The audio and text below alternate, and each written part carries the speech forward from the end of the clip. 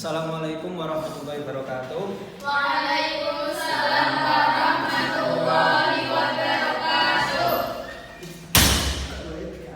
Baik, sebelum kita mulai pelajaran pada kali ini, alangkah baiknya kita berdoa terlebih dahulu agar pelajaran kali ini mendapat ilmu manfaat dan barokah. Amin. Al-Fatihah. Al-Fatihah.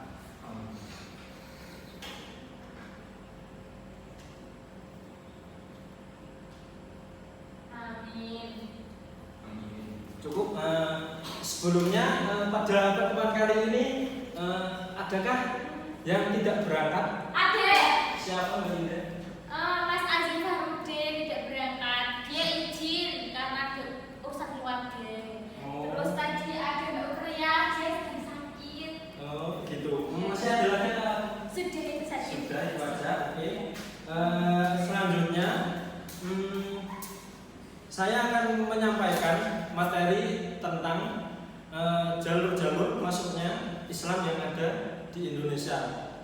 Oke, selanjutnya untuk materi jalur-jalur masuknya Islam di Indonesia, di sini pembahasan tentang dari daerah mana Islam berasal, siapa pembawanya, daerah mana saja yang pertama kali didatangi oleh Islam, dan kapan Islam sampai ke Indonesia telah melahirkan beragam teori. Teori tentang masuknya Islam di Indonesia merupakan pembahasan yang menarik sekaligus menantang dan membuahkan variasinya pendapat para sejarawan. Beragamnya pendapat sejarawan ini lebih dikarenakan karena perbedaan penekanan bukti yang telah ditemukan. Ada 4 materi tentang jalur-jalur masuknya Islam di Indonesia. Yang pertama adalah teori Arab. Teori ini didukung oleh Karaufrul, Keizer, Neyman, De Hollander, J. C. van Leur, Thomas W. Arnold, Al-Atas, Hamka, Jajaningrat, Mukti, dan tokoh yang paling gigih mempertahankan teori ini adalah Naqib Al-Atas. Teori ini menyatakan bahwa Islam datang ke Indonesia langsung dari Arab pada abad ke-7-8 Masehi. Hamka secara tegas menyatakan bahwa Islam datang ke Indonesia pada tahun 674 Masehi, dibawa oleh pedagang-pedagang asli Arab. Berkenaan dengan pernyataan di manakah tempat yang pertama kali didatangi oleh saudagar bangsa Arab, Junaidi Panduri menyatakan daerah Barus Trapanuli ini adalah daerah pertama yang didatangi oleh bangsa Arab. Teori ini juga dibuktikan dengan adanya makam yang bertuliskan Hamim yang diartikan tahun 670 Masehi. Teori ini mendapat perhatian dan pembenaran dalam seminar-seminar sejarah masuknya agama Islam di Indonesia, sejarah Islam di Minangkabau, sejarah Islam di Riau, sejarah masuknya Islam ke Kalimantan, dan dibicarakan pula pada seminar pendahuluan sejarah Islam di Indonesia. Teori ini menyatakan bahwa Islam datang langsung dari Arab, dibawa oleh pedagang-pedagang Arab pada abad pertama Hijriah. Teori yang menyatakan bahwa Barus adalah daerah pertama yang disinggahi oleh pedagang Arab ini dibuktikan dengan penemuan arkeolog akan sumber-sumber epigrafi yang berbentuk batu nisan. Dari sekian banyak batu nisan, hanya 38 buah yang mempunyai tulisan. 36 buah tersebar di Kompleks Makam Ibrahim, Kompleks Makam Ambar, Kompleks Makam Makdum, Kompleks Makam Mahligai, dan Makam Papan Tinggi, sedangkan 2 lagi ada di Museum Medan. Yang kedua adalah teori Gujarat atau teori India. Para sarjana dari Belanda memegang teori bahwa asal mula Islam di Nusantara ini adalah berasal dari Gujarat atau India. Teori ini dikemukakan oleh Potsnapel yang menurutnya orang-orang Arab yang bermadzhab Syafi'i yang berimigrasi dan menetap di India yang kemudian membawa Islam ke Nusantara. Teori ini kemudian dikembangkan oleh Shubhur Gruj. Menurutnya ulama-ulama Gujaratlah yang menyebarkan Islam pertama kali di Nusantara, baru kemudian disusul oleh orang-orang Arab. Meski tidak menyebutkan secara eksplisit daerah mana yang pertama kali didatangi oleh Islam, tapi menurutnya abad ke-12 adalah periode paling mungkin permulaan penyebaran Islam di Nusantara. Alasan Senak menyebutkan teori ini adalah yang pertama adalah kurangnya fakta yang menjelaskan peranan bangsa Arab dalam penyebaran Islam ke Indonesia. Yang kedua adalah hubungan antara perdagangan Indonesia dan India setelah terjalin pada masa itu. Yang ketiga, enkripsi tertua tentang Islam terdapat di Sumatera menunjukkan hubungan antara Sumatera dan Gujarat. Pendapat Snook ini didukung oleh Makwete yang menyimpulkan bahwa tempat asal Islam adalah Gujarat. Kesimpulan ini didasarkan pada pengamatannya akan batu nisan di Pasai dan Gresik Jawa Timur yang sama bentuknya dengan batu nisan di Gambai Gujarat. Pendapat Makwete ini didukung oleh Kern, Winston, Busquet, Velke, Gonda, Shirky, dan Hall. Sementara Fitznapel mengemukakan 3 argumen untuk teori ini. Yang pertama adalah alasan madhab fikih. Menurutnya 2 wilayah India, Gujarat dan Malabar adalah yang pertama kali menganut madhab Syafi'i sebelum dibawa dan dikembangkan di Asia Tenggara. Kedua, alasan politik. Dengan keruntuhan kekuasaan Baghdad, banyak para sufi yang kemudian melakukan perjalanan ke wilayah Asia Tenggara melalui India. Ketiga adalah alasan arkeologi yang berupa batu nisan yang ditemukan memiliki kesamaan dengan batu nisan yang ada di Gujarat, India. Sebaliknya, Fatimi ini mengemukakan bahwa dia itu menentang pendapat oleh Makwete. Menurutnya tidak ada kesamaan batu nisan yang ada di yang ada di Pasai dengan yang ada di Gujarat. Sebaliknya, batu nisan tersebut justru mirip dengan batu nisan yang ada di Bengal. Ini menjadi alasannya untuk menyatakan bahwa tempat asal Islam ke Nusantara adalah Bengal, bukan dari Gujarat. Teori ini kemudian dinilai lemah karena adanya perbedaan mazhab Muslim Nusantara yang menganut mazhab Syafi'i dengan Muslim yang ada di Bengal, karena Muslim yang di Bengal itu menganut mazhab Hanifiyah. Selain Fatimi, teori Gujarat juga dibantah oleh Morrison. Menurutnya, boleh jadi batu nisan yang ditemukan di Nusantara berasal dari Gujarat atau bahkan dari Bengal. Namun tidak lantas Islam berasal dari daerah ini. Berdasarkan data sejarah, Raja Pasai pertama wafat pada tahun 698 Hijriah atau 1298 Masehi. Sedangkan Gujarat masih merupakan kerajaan Hindu, belum masuk untuk kerajaan Islam. Setahun kemudian barulah kerajaan ini menjadi sebuah kerajaan Islam. Penentang dari teori Gujarat yang lainnya adalah Naguib Al-Atas. Menurutnya batu nisan yang ada di Nusantara berasal dari Gujarat karena jarak tempuhnya yang lebih dekat dibanding dengan Arabia. Menurutnya bukti paling penting untuk membahas daerah asal Islam di Nusantara adalah karakteristik internal Islam di dunia Melayu Indonesia. Oleh karena itu, ia berpendapat bahwa Islam di Nusantara berasal dari langsung Arab.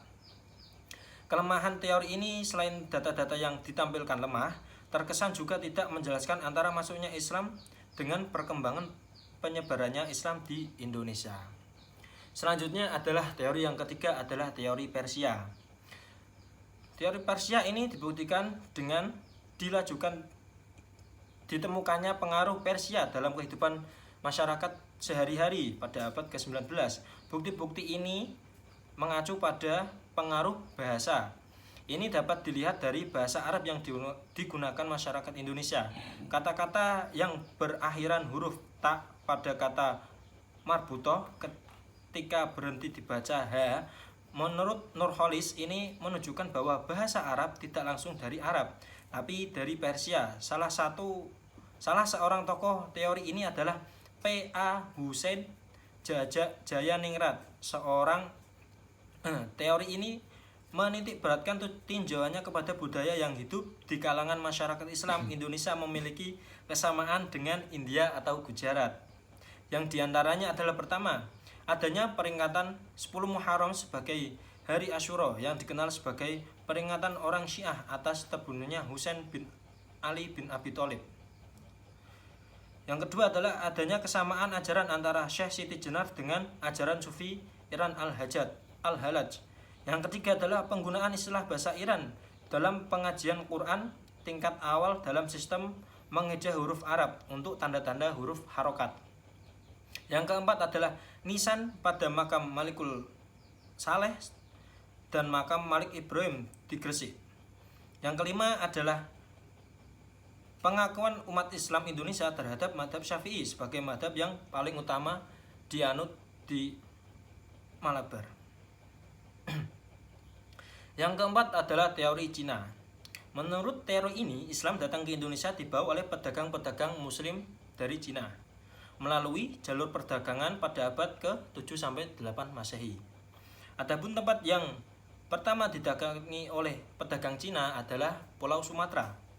Perlu dipahami bahwa teori ini tidak berbicara tentang awal datangnya Islam di Indonesia, melainkan tentang peran Muslim Cina dalam menyumbangkan data informasi tentang adanya komunitas Muslim di Indonesia serta perannya dalam mengembangkan pada abad ke-15 sampai 16 Masehi. Kondisi ini dapat dipahami karena selain Islam di Cina datang lebih awal, tak hanya itu juga lebih berkembang. Ini dibuktikan dengan data sejarah yang menyebutkan pada abad ke-7 Guangzhou sudah memiliki masjid Huaxinzi. Sementara di Indonesia baru ditemukan makam-makam individu dan atau interaksi utusan dagang. Teori ini menjadi lemah karena tidak ditemukan satupun tanda tentang kehadirannya masyarakat Cina di zaman Lebu Tua. Baru meski banyak ditemukan keramik Cina, menurut Gulot, berdasarkan observasinya di lapangan dan kajian terhadap sumber-sumber tertulis bahwa keramik mencapai Barus melalui perantara non-Cina. Sekian untuk materinya. Selanjutnya kita bisa melanjutkan pada pembelajaran dengan metode pair check. Untuk pembelajaran kali ini, saya akan membagi satu kelompok ini terdiri dari 4 orang. 2 menjadi pelatih dan 2 menjadi partner.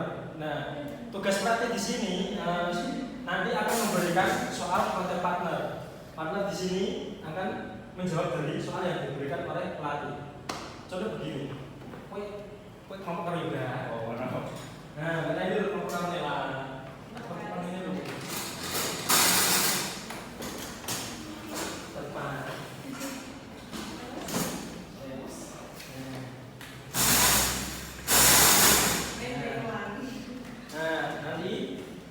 Saya akan memberikan teks nanti yang bisa dibaca oleh yang jadi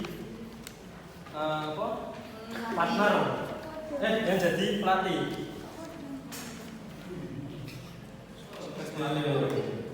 Nah, di sini Mas Hasan sama Mbak Indah kan bertugas jadi pelatih. Ya.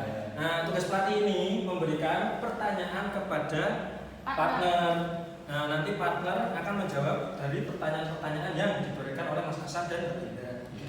Begitu pula nanti sebaliknya nanti Mbak Naila sama Mbak Nailil akan menjadi pelatih untuk memberikan soal kepada Mas Hasan dan Mbak Nailil yang menjadi Mbak Indah yang menjadi partner. Berarti gantian gitu ya Pak? Iya betul. Oke. Silakan ini soal apa? Ini sebelum nanti yang membuat soal itu kalian sendiri. Oh. Nah, ini fungsinya saya beri teks. Anda bisa membacanya dahulu. Baca nanti dipahami untuk membuat satu soal yang diberikan kepada partner. Begitu. Yeah. Untuk dibacanya, silakan untuk Mas Hasan membuat satu pertanyaan sebagai pelatih untuk diberikan kepada partner. Langsung saja. Pertanyaannya yaitu, siapakah tokoh yang mendukung teori Persia? Bisa diskusikan lebih dahulu dengan Mbak Naila dengan Mbak Nailil untuk menjawab pertanyaan dari pelatih. Sebentar saja, gak usah lama-lama. Ya, kalau sudah bisa langsung dijawab kepada pelatih. Ya, jawabannya yaitu sejarawan Husain Jayadiningrat adalah orang yang mengemukakan teori ini. Dalam teori ini dinyatakan bahwa Islam masuk ke Nusantara pada abad ke-13 Masehi di Sumatera yang berpusat yaitu di Samudra Pasai. Teori Persia ini lebih menitik beratkan tinjauannya pada aspek persamaan kebudayaan yang hidup di kalangan masyarakat Islam Indonesia dengan Persia. Baik, bagaimana Mas Hasan jawabannya? Benar atau salah? Betul sekali ya. Pintar ya saya. Nice. Untuk selanjutnya silakan pihak dari Mbak Naila dan Mbak Nailin memberikan pertanyaan kepada Mas Hasan dan Mbak. Baik, silakan Mbak Naila untuk memberikan pertanyaan kepada partner. Ya. Pertanyaannya yaitu jelaskan jalur masuknya Islam di Indonesia melalui teori Arab. Terima kasih. Baik, silakan untuk Mbak Idah dan Mas Hasan berdiskusi terlebih dahulu untuk mencari jawabannya. Silakan. Baik, silakan Mbak Idah, jawabannya sudah ada. Sudah, saya sudah menemukan jawabannya. Oke, silakan dijawab. Begini ya dari kelompok pelatih. Setelah saya diskusikan jawabannya yaitu dalam sejarah masuknya agama Islam ke Indonesia, teori tersebut itu mengatakan bahwa Islam itu datang ke Indonesia secara langsung dari Arab. Nah, tidak melalui perantara dari bangsa lain. Beberapa bukti sejarah itu dikemukakan untuk menguatkan teori-teori tersebut. Nah, teori tersebut itu mengatakan bahwa agama Islam itu masuk ke Indonesia langsung dari Makkah atau dari Arab sebagai pusat agama Islam sejak abad ke-7. Itu sih yang jawaban yang saya dapatkan dari mana? Bagaimana dari kelompok pelatih? Benar. Baik, terima kasih atas partisipasinya semuanya. Berjalan dengan lancar. Jawabannya juga nice. Baik, dari yang kita pelajari pada kali ini dapat kita simpulkan bahwa teori-teori yang membahas tentang masuknya Islam di Indonesia ini saling menguatkan dan menyempurnakan. Misalnya teori yang menyebut Islam datang ke Indonesia pertama kali ke abad ke-1 Hijriah atau abad ke-7 Masehi dimaknai dengan sampainya individu-individu pemeluk Islam dari Arabia, Persia atau India ke Indonesia. Teori ini kemudian disempurnakan dengan teori yang menyatakan bahwa Islam datang ke abad ke-13 Masehi yang dimaknai dengan terdapatnya orang pribumi dalam komunitas yang besar. Sedangkan teori yang menyatakan bahwa tanah Arab merupakan daerah asal kedatangan Islam ini dikuatkan dengan teori lain bahwa dalam perjalanan ke Indonesia terjadi peran dan pengaruh wilayah Persia dan India.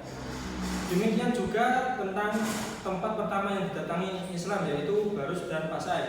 Ini dianalisa dengan perspektif bahwa Islam sampai ke Indonesia melalui jalur perdagangan. Peta perdagangan ini menunjukkan bahwa jalur pantai sebelah timur Pulau Sumatera lebih dominan dibanding jalur pantai barat dan di sisi lain pantai timur Sumatera lebih kondusif untuk dilayari. Demikian yang bisa saya sampaikan. Apabila ada tutur kata atau perilaku yang kurang berkenan di hati para murid-murid, saya minta mohon maaf sebesar-besarnya. Akhirul kalam, wassalamualaikum warahmatullahi wabarakatuh.